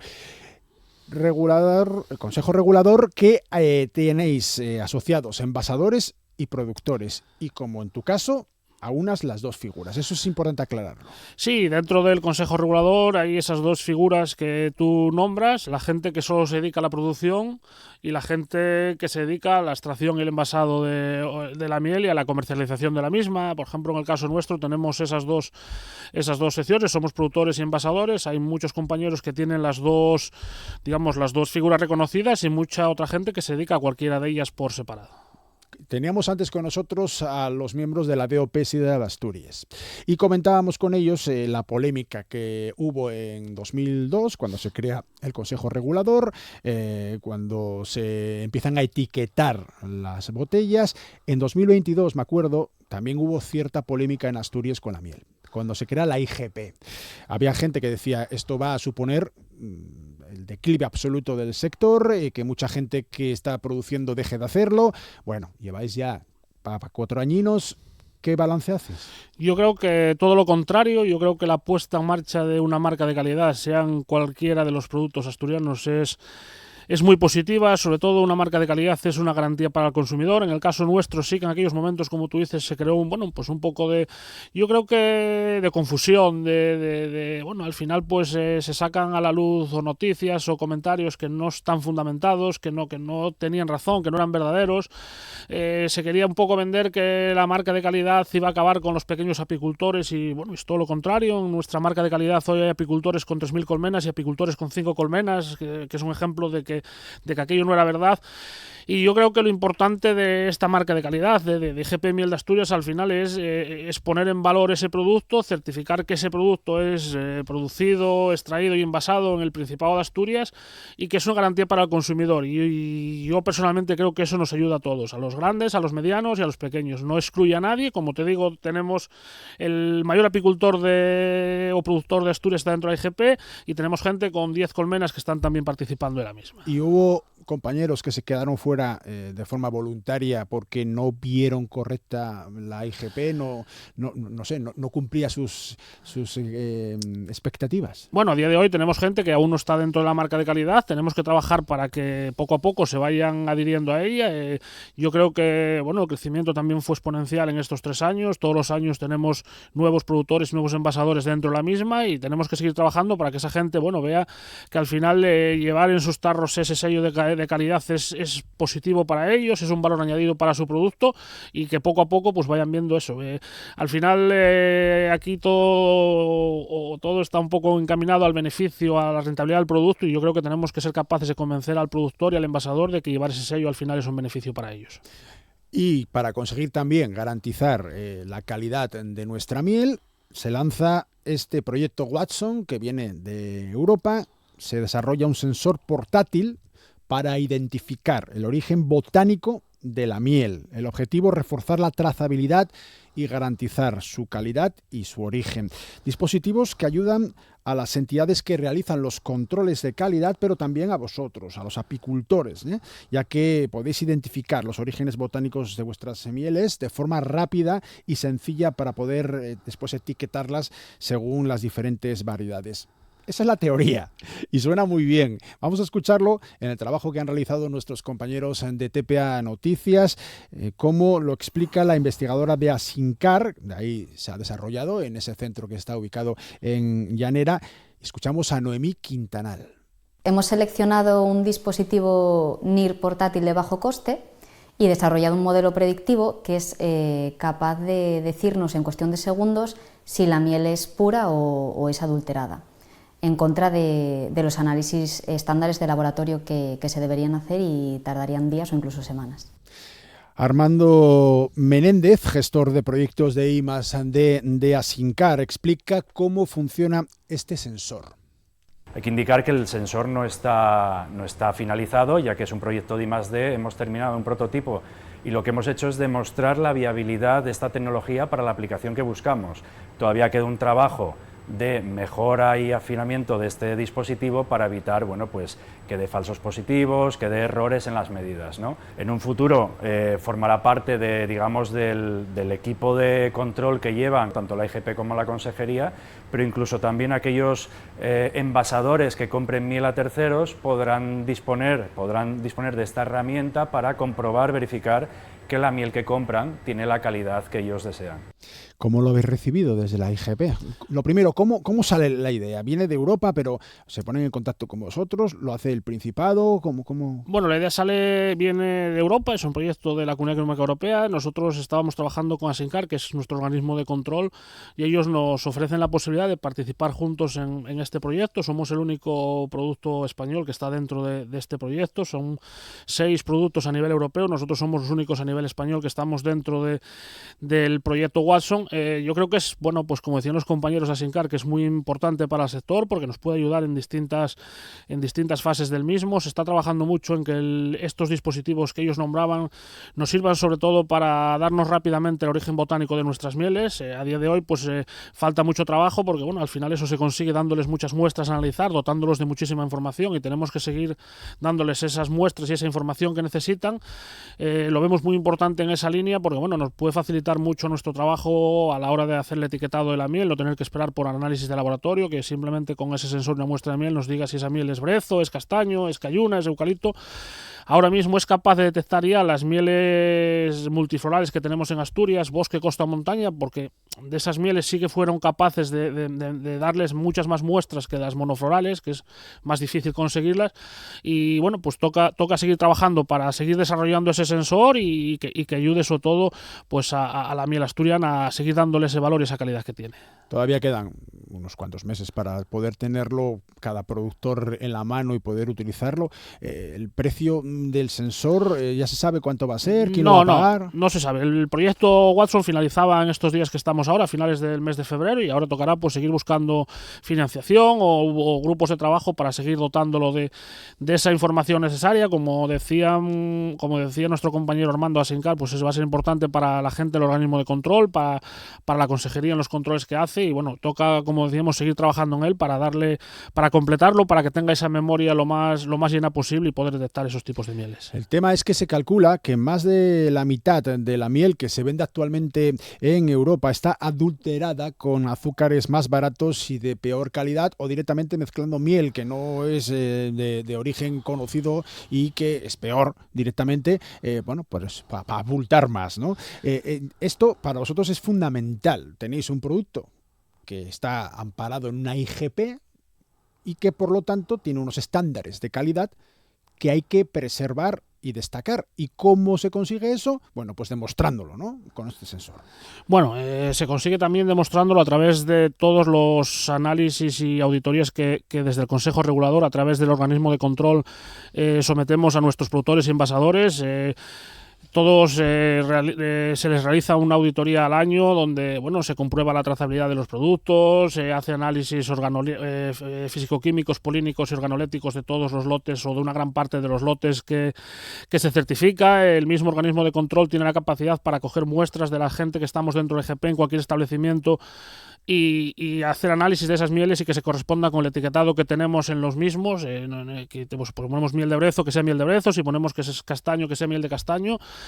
Yo creo que pues en ese aspecto debemos seguir siendo exhaustivos, y como tú decías, en Asturias tenemos unas mieles de grandes calidades, y esta marca de calidad yo creo que lo que hace al final es una ventaja importante para nosotros productores y envasadores, pero la ventaja más importante es para el consumidor. Yo creo que es con lo que tenemos que quedarnos, el mensaje que tenemos que lanzar a la gente, que cuando va a un INIAL busque miel asturiana, busque miel certificada, y así se evitaría un poco pues llevarse esa sorpresa de llevarse a su casa mieles adulteradas que vienen de otras nacionalidades, de otros países, que no son ni mieles, son siropes de arroz, jarabes de azúcar. Pues yo creo que el mensaje es que la gente busque nuestro sello, que busque el sello de la IGP Miel Asturiana, que consuma miel bien etiquetada, correctamente etiquetada, que en Asturias tenemos grandes mieles y sobre todo ese sello es una garantía para ellos. Vale, comentabas tú antes los tipos de miel asturiana que tenemos: de agrupación floral, que no hay predominio de las características específicas de una especie botánica concreta, sino que son mezcla de varias, y ahí distinguimos entre miel de bosque, de costa y de montaña, y luego las que sí son monoflorales, donde sí hay predominio de las características propias de una especie botánica determinada, y ahí estamos en roble, eucalipto, brezo, cayuna, castaño y madroño, en el caso de Asturias. ¿Podemos decir que la miel asturiana es una mezcla de estas características? ¿Hay mieles en Asturias que no son de ninguna de estas dos que acabo de decir con sus subvariantes? No. Yo creo que todas las mieles de Asturias tienen alguna de las características de esos tipos que estás nombrando. Al final las monoflorales, pues son más difíciles de producir o certificar porque tienen que cumplir unos requisitos polínicos que están reflejados en el pliego de condiciones. Tienen que cumplir con unos mínimos porcentajes de esos pólenes para poder etiquetarse como monoflorales. En cuanto a las mieles de agrupaciones florales, están un poco diseñadas un poco por la situación de nuestros colmenares, desde la costa, la media montaña y la alta montaña. Un poco cuando se decidió dar esos nombres fue un poco pensando en esa situación de los colmenares en el territorio asturiano. Ahí son distintas agrupaciones de floraciones, de sabores, de colores, de texturas, pero todas las mieles asturianas se reflejan en esos tipos de mieles, tanto monoflorales como multiflorales. Hablando de la Comisión Europea, decíamos antes que daba el paso con el proyecto Watson, pero también aprobaba, va cerca ya de un año, en mayo de 2025, la inclusión de la miel de Asturias en el registro de indicaciones geográficas protegidas. La miel de Asturias se caracteriza por el color ámbar, que va desde el claro al muy oscuro, la textura densa, aromas y sabores muy intensos. ¿Qué ha supuesto para vosotros este reconocimiento europeo? ¿Lo habéis notado en este casi año que lleváis ya con él? El reconocimiento europeo llega después de mucho trabajo. La verdad que conseguir estos reconocimientos son procesos siempre muy largos, siempre con modificaciones en los pliegos, porque hay cosas que no te admiten. Llevamos, como tú dices, cerca de un año certificando ya nuestras mieles también con el logo europeo. Desde el 2022 lo venimos haciendo con el logo de nuestra marca de calidad, y yo creo que sí, que poco a poco se va notando en el mercado que la gente al final busca esos sellos. Sobre todo el logo europeo es bastante importante para gente que hace exportaciones fuera del territorio nacional, aunque un porcentaje importante de la miel asturiana se sigue consumiendo dentro de nuestro territorio. Es un trabajo muy largo el posicionar un producto nuevo en el mercado con una marca de calidad. Pues a otras muchas marcas de calidad les llevó mucho tiempo. Nosotros llevamos un recorrido de momento corto, que son 4 años. Estamos trabajando mucho para que la gente conozca la miel de Asturias. Cuando asistimos a cualquier evento, a cualquier feria fuera del Principado, la gente se sorprende al ver las distintas y las grandes calidades de mieles que tenemos, y eso es lo que toca, seguir dándole ese valor que tiene este producto, seguir apoyando a nuestros apicultores y llevando la miel de Asturias lo más lejos posible. Y reeducando también al consumidor.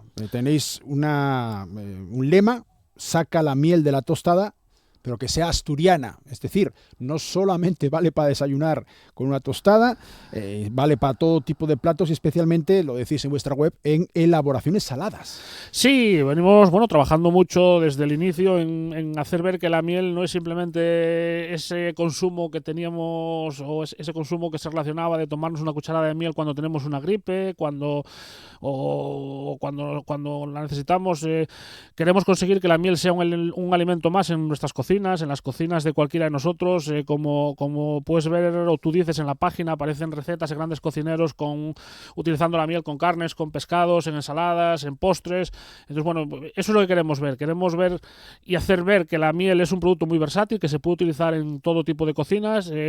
Estamos trabajando mucho también haciendo charlas en los colegios para que los niños más pequeños de Asturias conozcan la apicultura y la miel y sea también un alimento para ellos, aparte que es un gran alimento, conseguir que esa gente joven consuma miel, que yo creo que eso se había perdido un poco. La miel la venía consumiendo un poco la gente de mayor edad, que se perdió un poco ese consumo de la miel en todo tipo de públicos y queremos que la miel sea un alimento versátil, que la tengamos en nuestra despensa como cualquier otro alimento y, como te digo, pues reconocer la calidad de nuestras mieles porque son excelentes. ¿Cómo va el consumo?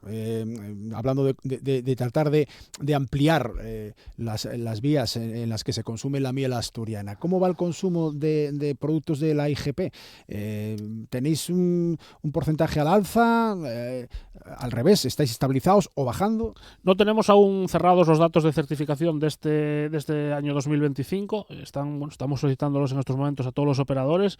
Esperamos que la certificación sea mayor en este año y, como te digo, pues tenemos que conseguir que de verdad la gente reconozca ese sello y lo busque. Es un trabajo difícil porque, bueno, al final también la miel es un producto de cercanía que mucha gente ofrece, bueno, que se consume por la confianza que puede dar la persona o el apicultor que la vende y, bueno, pues mucha de esa gente que al final es aficionada y no está dentro de la marca de calidad y tienen grandes productos o tienen una gran miel, y sí que tenemos que, es lo que te digo, seguir trabajando para que la gente de verdad busque el sello, lo valore y lo reconozca. ¿Cómo os afecta Mercosur? Llevamos semanas diciendo que carne, fava y miel sois los 3 sectores más afectados. ¿Estás de acuerdo con ello? Sí, estoy de acuerdo porque van a entrar mieles a unos precios con los que nosotros aquí no vamos a poder competir.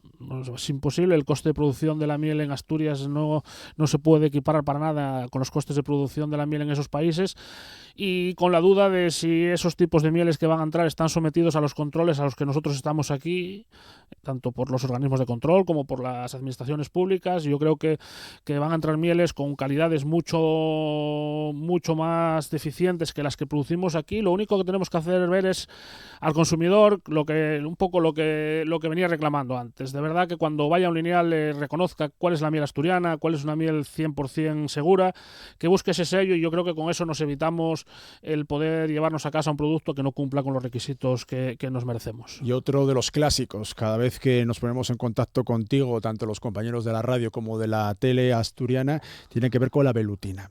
Llegó un momento en el que el asunto era muy, muy grave, se ha estacionalizado un poco y se ha estabilizado el problema. ¿Qué previsión tienes de evolución de esta invasora?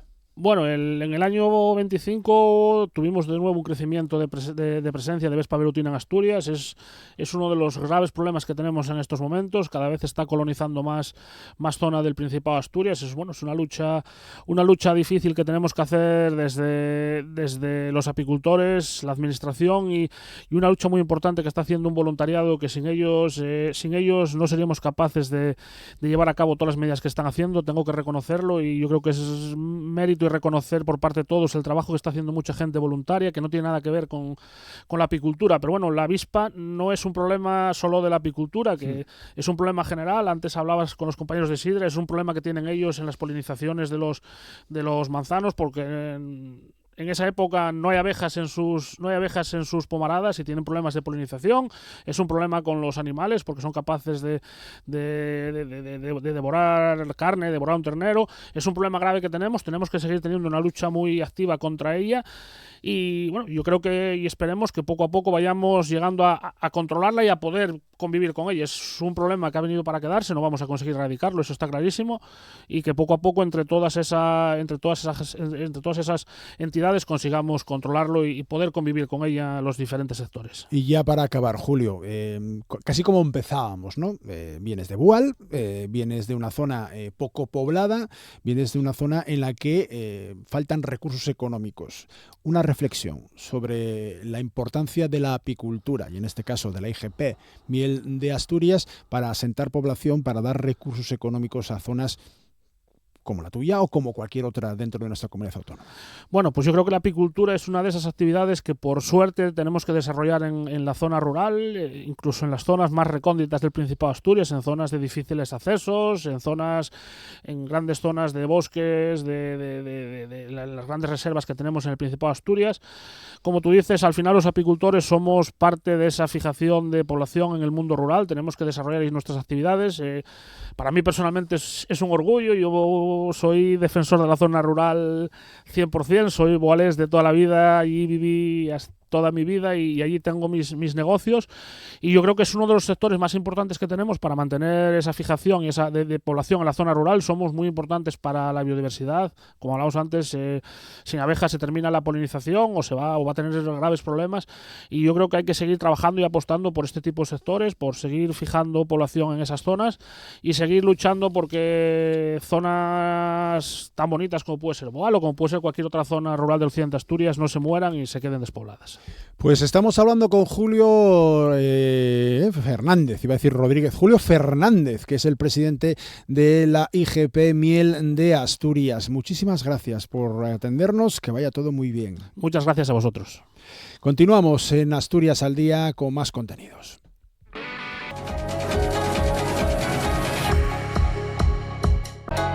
La tercera y última parte de la Asturias al Día de esta jornada de lunes nos lleva a hablarles de conflictos laborales y en concreto en el puerto de Áviles, porque los 41 trabajadores del CPE, del Centro Portuario de Empleo de Áviles, amenazan con radicalizar la huelga que mantienen desde el 16 de febrero contra la intención de las empresas consignatarias de acabar con este modelo de contratación de los estibadores portuarios, en este caso en Áviles. Manuel Pravia, portavoz de la plantilla, ¿qué tal? Muy buenas. Buenos días. Alberto Paniagua, delegado sindical, buenos días. Buenos días, señor. Muchísimas gracias a los dos por acudir a la llamada de RTPA y en este caso de Asturias al Día. A ver, vamos a explicarlo porque muchos de nuestros oyentes, muchos de nuestros espectadores no tienen por qué saberlo. Un consignatario de buques es la persona o empresa que representa al armador o propietario del buque durante su estancia en el puerto y se encarga de asuntos como la gestión de permisos, de documentación, la supervisión de la carga y la descarga, la atención a la tripulación o la gestión de incidencias, entre otras funciones. Pero, ¿qué hace un estibador? Por ejemplo, Manuel, ¿a qué se dedica? ¿Qué trabajo físico o intelectual hace un estibador? Sí, bueno, el estibador es el personal, en este caso las personas que descargan el barco, bien con los medios mecánicos, grúas, maquinaria pesada que descarga toda esa mercancía a puerto o que la carga, y luego también la gente que limpia las bodegas, que hace que esa mercancía se estibe bien en el barco, ¿no? Se posicione bien en el barco para que no haya movimientos raros de esa mercancía en el barco, y bueno, ese es el trabajo principal de un estibador. Claro, el trabajo de un estibador es fundamental para que un buque en alta mar, por ejemplo, con el oleaje que tiene y con la grandísima cantidad de toneladas que puede llegar a transportar, esa carga no se mueva, puede haber una desestabilización y puede haber, pues una catástrofe. Alberto. Correcto. Tiene que ir de una forma muy bien positada dentro del barco, tiene que ir muy bien estibada. Depende de las cargas. Nosotros la mayor parte que movemos es a nivel graneles, y los graneles, pues como todo, como pensamos que no se mueven mucho en el barco, entonces tiene que ir de una forma estable el barco para navegar. ¿Quién lo decide? Porque vosotros lo hacéis, lo decidís vosotros también, sois vosotros los que coordináis vuestro propio trabajo y decís esto va a hacerse así, o recibís órdenes superiores. Sí, bueno, no, nosotros tenemos una operatividad con la empresa consignataria que a la primera hora del día o de la tarde te da unas indicaciones de qué material se va a cargar en cuanto a cantidad y la manera donde va a cargar el barco, con órdenes también directas a veces del capitán por ese tema que comentaba bien Alberto, de las escoras o los calaos que tiene que llevar el barco. Y nosotros nos ceñimos a esas directrices, siempre Claro, luego está dentro de la operatividad, hay cosas que decide propiamente el estibador, ¿no? Porque no todas las cargas son iguales. Aparte de graneles, como bien dice Alberto, también cargamos siderúrgicos o incluso todos los productos de Asturiana de Zinc, ¿no? Como son los lingotes, que es una gran especialización que tiene este puerto y que lleva muchos años dando resultados. En cuanto a vuestro centro portuario de empleo, a lo que es el CPE, ¿quién lo crea? ¿Desde cuándo iba funcionando este tipo de modelo de contratación? Que luego ya vamos a explicar más específicamente. Sí, mira, este modelo de los centros portuarios de empleo, ahora antiguas sociedades de estiba, lleva ya funcionando desde los años 80, dando todos estos frutos a nivel nacional, ¿no? Los centros portuarios de empleo actuales son creados por las empresas consignatarias, las cuales son socias y clientas a la vez, ¿no? Ellas es un englomerado de empresas que lo que hacen es, las antiguas sociedades de estiba, cuando estaba la autoridad pública de por medio, porque hablamos de un servicio público de interés general, que antes gestionaban ellas directamente y se licitaba para entrar en esas sociedades de estiba, ahora CPEs, que estas empresas lo que hacen es disponen de un pool de trabajadores, ¿no? La función antiguamente y actualmente era formar trabajadores altamente cualificados. ¿Por qué? Por la manera transitoria en la que entran los barcos en los puertos. Lógicamente no todas las empresas tienen trabajo todos los días, entonces es difícil mantener una plantilla, una única empresa, con trabajadores formados cuando no tengo todos los días trabajo para ella, ¿no? Entonces esto lo que permitía era a estas 5 empresas tener siempre esos trabajadores y dependiendo de qué día tuviese una o no trabajo, de manera rotatoria, cada una en su día, en su disponibilidad, elegía a esos trabajadores, ¿no? Vamos, que se crea una especie de asociación, en el caso de Avilés, las 5 consignatarias que trabajan habitualmente, se crea una bolsa de empleo. Exacto. Y vosotros estáis dentro de la bolsa y os van llamando, supongo que manteniendo también, bueno, pues descansos, vacaciones, horas de trabajo, bueno, todo pormenorizadamente para tratar de que los 41 tengáis un trabajo más o menos parecido y trabajéis de forma indistinta para cualquiera de las 5, Alberto. Correcto. Nos reparten, ellos hacen sus peticiones por las mañanas, dependiendo las casas que vayan a trabajar o los barcos, y van, pues por cada barco normalmente va un capataz nuestro, después un amantero, que es el que señaliza la grúa, después tenemos el gruista, su ayudante, y eso sería una operativa sencilla, de las personas que llevaría un barco sencillo de carga o descarga de graneles. Bueno, sobre todo de descarga. Ya en un caso de carga necesitaríamos también un palista. Vale. Y el tema es que estas 5 consignatarias deciden acabar con este modelo de contratación, deciden acabar con el centro portuario de empleo. La otra alternativa es que ellas mismas contraten. ¿Vosotros eso lo rechazáis? Sí, lo rechazamos porque sabemos el modelo que lleva funcionando y a lo que nos va a conllevar eso. Por ejemplo, por poner un caso, hoy, por ejemplo, teníamos un barco de abono, ¿no? Casi siempre, estas semanas que hemos entrado en huelga, cuando la prensa nos llama y nos pregunta, coincide que son las mismas casas las que trabajan. Entonces, hay una de las casas que, incluso con su asociación, se salió de la asociación patronal mayoritaria porque no estaba de acuerdo con este modelo. De hecho, bueno, fue a Europa con ello, pero Europa lo que le dice es que ella se puede salir cuando quiera del centro portuario de empleo, pero que no por ello hay que liquidar este modelo. De hecho, las otras casas consignatarias, hay otras casas que no están de acuerdo en quitar este modelo. ¿Por qué? Porque ¿qué va a hacer esa gente a la que van donde no tienen barco? ¿Dónde se asegura el trabajo? Esto es una manera de tener siempre esa bolsa disponible en la que tú tener trabajadores, compartes tanto los trabajadores como los gastos cuando no tienes trabajo también, ¿entiendes? Tú cuando le preguntas a un trabajador si prefiere trabajar por una empresa para 5, te va a decir que para 5, porque cuando no tenga trabajo una, lo va a tener la otra. Entonces eso es lo que mantiene esta bolsa de empleo. Lógicamente hay empresas más fuertes unas que otras que a lo mejor de alguna manera puedan mantener a sus trabajadores, pero no en estas condiciones como hemos visto que ha pasado en otros puertos, porque esto ya, si entra precedente en algún sitio, ¿no? Compañeros que te llaman que dicen no permitáis eso porque pasa lo que está pasando aquí, ¿no? Esa precarización. Por cierto, eso mismo. ¿Cómo se hace en otros puertos?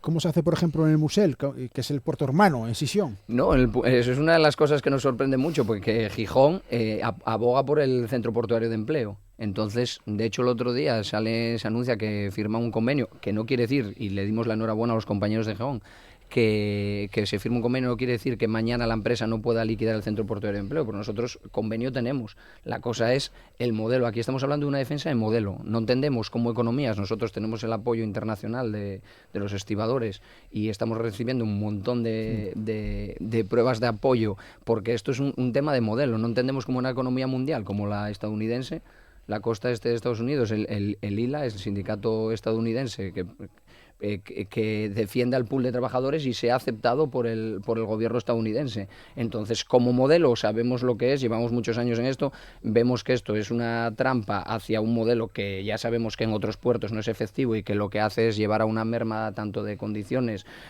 como de circunstancias laborales en cuanto a que puede haber esas regulaciones de empleo al no haber carga de trabajo.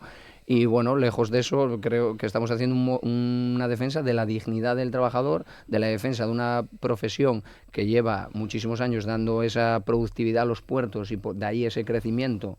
Siempre estamos hablando del puerto de Avilés, con las infraestructuras y cómo se está haciendo toda esa infraestructura nueva y ampliable en el puerto de Avilés. Creemos hasta ahora con un equipo de primera división que son los estibadores en ese caso, ¿no? No entendemos el mejor campo del mundo con un equipo de tercera, y esto es lo que te da esa alta profesionalidad, el trabajar para todas estas empresas y demostrar que este modelo ha sido fructífero hasta ahora. Porque ¿cómo se entra como trabajador en el Centro Portuario de Empleo, en el caso concreto de Avilés? ¿Qué hay que hacer para ser estibador?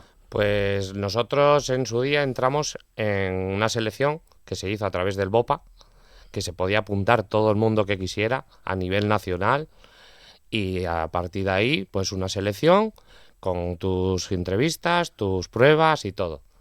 ¿Hay una formación profesional? Sí, también.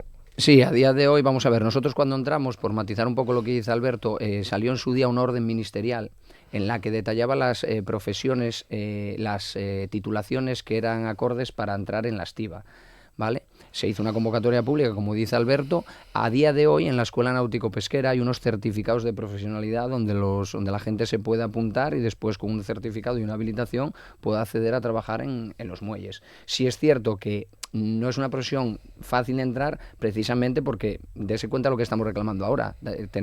No hablamos de 41 personas, somos 43 realmente, con 2 personas de oficina y 30 eventuales. Hay una bolsa de casi más eventuales que personal fijo. ¿Por qué? Porque esta fluctuación del trabajo a las empresas les hace esa reticencia de tener gente a la que tener que mantener en periodos en los que no hay trabajo. Por suerte, el puerto de Avilés mueve un tonelaje en el que se podrían hacer esos ingresos de ese personal, porque hay unos cálculos en base a acuerdo marco que permiten esas incorporaciones, y lo cual se ofreció a la empresa. Es uno de los motivos de discrepancia con la empresa, el acceso de esas personas a la profesión, a un trabajo digno en el que no sea solo alta y baja cuando hay trabajo, ¿vale? Además de que las horas de trabajo con 41 personas moviendo 5 millones de toneladas al año, sabemos que no se pueden cubrir por los descansos reglamentarios que hay que hacer. Dese cuenta que el puerto trabaja 360 días al año, solo hay 5 días en los que se para 100% el puerto, lo otro son todo días laborables en turnos de mañana, tarde, noche. Entonces la plantilla debería ser ampliable. No me digas cantidades, no estamos aquí para esto, pero hay una leyenda, vosotros me diréis si tiene algún viso de verosimilitud, de que los estibadores cobráis muchísimo, tenéis unas condiciones extraordinarias y que además estáis autoblindados, ¿no? Que prácticamente se llegó a decir en sus tiempos que los trabajos pasaban exclusivamente de padres a hijos y que no entraba nadie que no fuera, bueno, pues eso, de la familia estibadora. ¿Eso es cierto? Mire, aquí tiene a 2 personas que no son de familia estibadora, concretamente. Mi padre es mi padre, pero no fue estibador, y Alberto... Yo estuve 15 años en una empresa del puerto. Por lo tanto, o sea, esa leyenda ya abolida. Lógicamente, como cualquier sector, cuando alguien tiene a alguien en su casa, un hijo, lógicamente, como cualquier empresa, como puede ser ArcelorMittal, si mañana tu padre está trabajando ahí y su hijo le apeteciese incorporarse, se tendría que preparar como los demás y en su momento presentarse si hubiese oferta para esto. En cuanto al dinero, dése cuenta lo que le digo, nosotros trabajamos de lunes a domingo, mañana y tarde. No sé de ningún trabajo en el que una persona trabaje de lunes a domingo, mañana y tarde, que no cobre dinero, quiere decir. Solo faltaba. Claro, entonces es una es. leyenda. Nosotros tenemos una jornada de 40 horas, con un salario normal, un salario garantizado mínimo interprofesional. Después de ahí, todo lo que es horas extras, lógicamente, comprenderá que la nómina sube aquí y en todos los sitios, pero nosotros estamos pidiendo regular eso, porque tenemos jornadas de 10 turnos de trabajo, mañana y tarde, y descanso 1. Entonces, como comprenderá, o sea, no lo vemos ni dentro, ni nosotros lo queremos, ni es bueno, y lo que queremos hacer precisamente es repartir ese trabajo con el personal que sea necesario para la sociedad estiva, y todas esas propuestas se han hecho a la empresa de manera de buena fe para regular todo esto, a lo que parece ser que cuando pides estas cosas es como que quieren que tú sigas teniendo esa exclusividad, que en el pasado sí lo hubo, porque al ser públicas las empresas tenían que contratar a través del Centro Portuario de Empleo. A día de hoy eso no es así, y nosotros lo que hemos planteado a las empresas es que ya no tenemos exclusividad, pero se la queremos dar nosotros. ¿Por qué no queremos también que pase esto de los centros portuarios de empleo? Porque ¿qué empresa va a querer instalarse en el Puerto de Avilés, por ejemplo, si no hay un centro portuario de empleo? Quiero decir con esto, hay sitios, como puede ser en Santander, en las que ahora en los centros portuarios de empleo deciden esos propios empresarios si esas empresas entran en el centro portuario de empleo a contratar a sus trabajadores. Quiere decir, ¿qué es lo más valioso de un puerto? Dado que la profesión es altamente cualificada, un pool de trabajadores. Alguien que se quiere instalar aquí tiene que tener gente profesional que sepa manejar esos materiales, porque no puedes llegar aquí con tu empresa y decir, cárgame un barco. No es tan sencillo. No es, manteniendo todos los respetos, un trabajo normal. Es un trabajo, de hecho en su día era un régimen especial precisamente por estas cosas, porque estás no todos los días tienes trabajo, muchos días tienes inactividad, ¿vale? Porque hay muchos días en los que no tienes trabajo, pero al día siguiente a lo mejor trabajas 2 turnos seguidos o trabajas 10 turnos seguidos durante una semana. Claro, por lo que entiendo entonces, desde vuestro punto de vista, el objetivo de las empresas consignatarias, 5 en el caso de Avilés, de acabar con el CPE, es también evitar competencia de otras que puedan llegar de fuera. Y entre ellas mismas. Y entre ellas mismas. Esto puede llevar, si llega a la disolución, esto puede llegar a un monopolio por parte de ellas. No es otra cosa.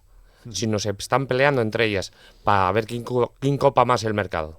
Bueno, aseguran... Sí, perdona, Manuel. No, sí, estoy totalmente de acuerdo con Alberto, que esto muchas empresas, cuando se venía la liberalización, no vieron que una de las cosas de la liberalización era que no se liberalizaba solo para el estibador, también para las empresas, y que en cualquier momento que una empresa se viese más fuerte que otra, pudiese haber estas propias guerras empresariales donde compiten por los mismos clientes, y en base a estas jugadas también estratégicas de manera empresarial puede haber un oligopolio, un monopolio dentro de los puertos. Estas empresas aseguran que mientras el CPE se rige por la normativa de las empresas de trabajo temporal, ya que, como bien reconocéis vosotros, la necesidad de personal varía constantemente al no mantener la estiva una actividad idéntica en el tiempo, estas empresas os ofrecen, sin embargo, pasar a ser fijos de plantilla, que en teoría, visto desde fuera, parece mejor. Sí, es de cara a la opinión pública entiendo que quien no está fuera del sector puede parecer que hay una protección mayor. De hecho, nosotros vimos un error que la estiva se privatizase, porque al principio lo que se decía con ello era que el servicio lo iban a seguir dando los estibadores. Lo que no se previó fue que viniese la liberalización de Europa, y esto es lo que ha puesto en esta posición, sobre todo a los puertos pequeños, ¿vale? Porque los puertos donde son 300, 400 estibadores, las empresas, además que no es la misma patronal, es ANESCO, son otras empresas más multinacionales que abogan por estos pools. El problema está en los puertos pequeños, y lo que estamos viendo que está pasando, y que es ir comiendo cada puerto hasta hacerse con el control de ellos. Mire, en Avilés, concretamente, 2 empresas tenían una UTE de trabajo para el movimiento de las grúas móviles autopropulsadas y su mantenimiento. Se disolvió, le hicieron las mismas promesas, y concretamente una de ellas ya despidió a 2 trabajadores. Entonces, es lo mismo que decía antes del convenio. Firmar un convenio no asegura que uno vaya a no liquidar o liquidar el CPE. Lo que asegura este modelo es precisamente esta continuidad, es el modelo, abogar por el modelo de centro portuario de empleo. Y respecto a esa normativa que comenta la empresa, Europa dice que pueden salirse cuando quieran, pero no que tengan que salirse. Entonces, ¿por qué si algo funciona se elimina, reconocido incluso por ellos, o por qué en el puerto de Gijón sí y aquí no? Eso es lo que nos sorprende. Puerto de Gijón, 41 trabajadores, carga de trabajo creo que menos que Avilés, y no entendemos el porqué. Haces referencia a unas declaraciones del delegado de Álvaro González Ersip en Avilés ayer, concretamente a nuestros compañeros de la Nueva España, la decisión de acabar con el CPE basándose en esa normativa europea que tú acabas de mencionar, que exige, según este responsable de esta empresa, libre competencia de empresas y libre acceso de los trabajadores a la profesión portuaria. Negáis la mayor. Hombre, claro, porque no exige en ningún momento. Lo que dice es que puedes salirte del CPE, pero que te exige Europa. De hecho, el quinto acuerdo marco, que yo sepa, está ratificado, y hace menos de 6 meses Asopor denunció, no sé si cerca de 20 y algo puntos de ese acuerdo, en el que se modificaron, si no me equivoco, 5 o 6, por lo tanto está ampliamente vigente. Es legal y no entiendo esas declaraciones, si es por desconocimiento o por querer dar a la imagen pública una cosa que no es. Nosotros desde el primer momento mostramos toda la transparencia de este proceso y de la continuidad del CPE, y creo que las alegaciones que hacemos para esa continuidad son nimias, que es que pedimos descansar, pedimos meter gente y que esto funcione, dar una productividad a un tejido industrial que tenemos alrededor del puerto, que hay que atender. De hecho, y perdóname que haga un matiz claro, del inicio de la conversación, que nosotros no queremos ni radicalizar ni recrudecer las medidas de la huelga. De hecho, creo que hemos sido desde el principio muy cautelosos, haciendo que el puerto no pare 100%, que sea de lunes a viernes sin meter los fines de semana, para no hacer ese tapón logístico en todo el tejido industrial que hay. Pero como vemos que no se va hacia adelante en estas medidas, y parece ser que incluso desde algún punto nos dicen que no, como que no está haciendo daño a la huelga, pues lógicamente tenemos que ir avanzando en esa... ¿Iréis a una huelga indefinida general ya todos los días? ¿Qué previsiones mantenéis, Alberto? Pues en principio ahora ya aplicamos huelga fines de semana, y a continuación no nos va a quedar que otra que hacer una huelga indefinida. ¿Ya tenéis fechas? Sí, bueno, hasta el 15 de marzo estamos con la que tenemos ahora. Luego, es lo que dice Alberto, vemos una solución muy fácil a esto, que es sentarse lo primero a negociar, porque la patronal no quiere sentarse a negociar con la parte social, no entendemos el motivo, y nosotros hoy concretamente hemos metido un comunicado tanto a la autoridad portuaria como a las empresas de manera individual, donde independientemente de afiliación y demás, que vamos los sindicatos en conjunto para la defensa de este modelo, a sentarse a negociar unas bases para asentar el modelo en Avilés con la continuidad del CPE, como se hizo en el 2020, porque no olvidemos que en 2020 hubo la transformación de las sociedades de estiba a Centro Portuario de Empleo, en el cual se firmó un acuerdo en el que se entregaron un montón de trabajos, flexibilidad en muchos ámbitos, retribuciones económicas y materiales, que hicieron esa transformación del Centro Portuario de Empleo. Y ahora, de alguna manera, nos sentimos engañados, porque ¿para qué fue eso entonces? ¿Para mermar nuestras condiciones, nuestra productividad, nuestra fuerza, y ahora vernos en la misma situación?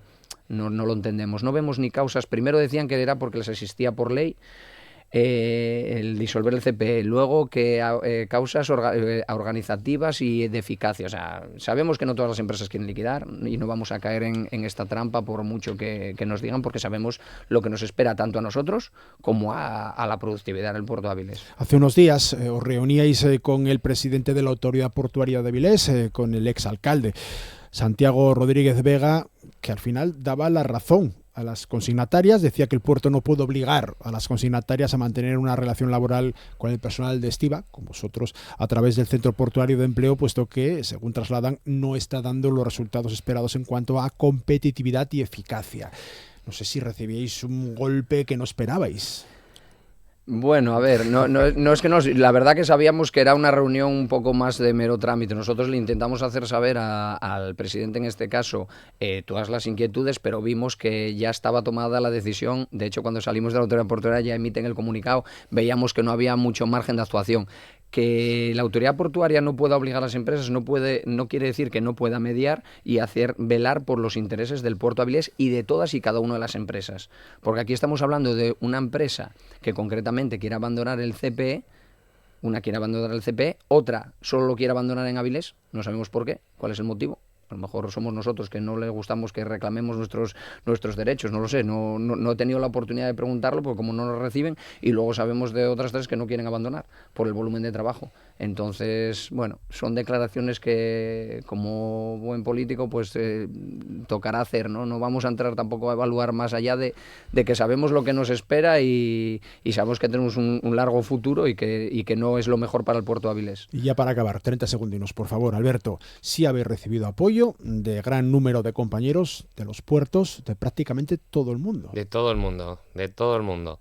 Del sitio menos esperado, de Senegal, de Estados Unidos, de Chile y de España. Toda la zona norte nos está apoyando, que estamos preparando una alianza ahí muy buena para defender todos los puertos, porque tenemos que estar todos unidos. Es el pan de todos nosotros, además. Pues estamos hablando con Manuel Pravia y con Alberto Paniagua. Son delegados de la plantilla del CPE, del Centro Portuario de Empleo de Avilés, en pleno conflicto laboral. Muchísimas gracias a los dos. Que salga todo muy bien. Y a ustedes, señor. Gracias. Venga, muchas gracias. Pues finalizamos de esta manera la edición del lunes de Asturias al Día. Disfruten todo lo que puedan de lo que queda de jornada o todo lo que les dejen.